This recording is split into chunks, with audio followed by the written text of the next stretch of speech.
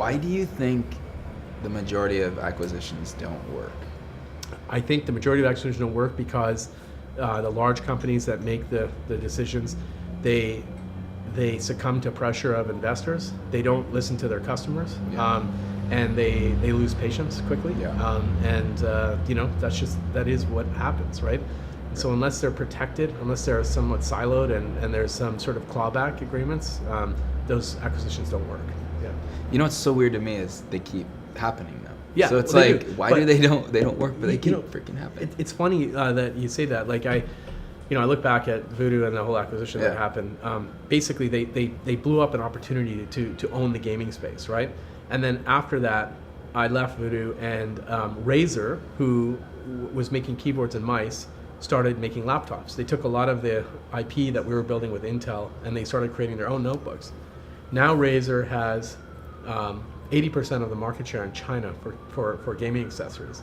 They're a multi-billion-dollar company now in valuation. They're going to go public soon, and they own the premium space on PCs, right? Other than Apple. So you've got Apple that owns a premium spot. You got Razer that owns a premium spot, and all these other companies are looking back and saying, what did we do wrong? Yeah. So before I left Microsoft, about 3 months before, there was a person from HP that contacted me and said, "Hey, Rahul, we're actually looking at reviving, Omen, which is a product that we created, right?" And I said, "Wow, that's interesting." He said, "Yeah," and I said, "Why are you calling me?" He said, "Well, we'd like to show it to you and see what you think." So I thought, okay, this is going to be a mess, right? and so they came out to Redmond, and they brought the system out, and I was blown away with what they'd done. Oh, wow. They created an amazing product. They revived the sort of Voodoo DNA thinking, and they created a really thin and light notebook for gaming. It's beautiful. Like, they did an amazing job, and they're reviving what they screwed up and left, right? So I guess maybe over time they realized they made a mistake, and they got the right people. Like, you have to have the right people who are persistent and patient to go drive something like that.